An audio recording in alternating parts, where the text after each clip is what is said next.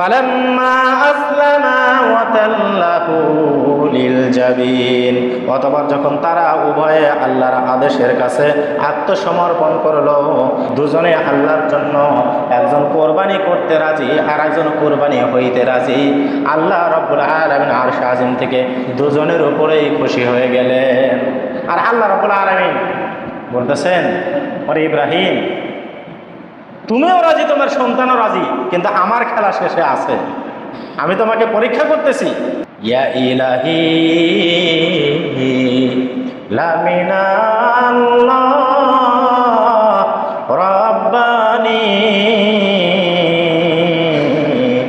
ইসমাইলকে দেন গো নবী কুরবানি, ইসমাইলকে দেন গো নবী কুরবানি।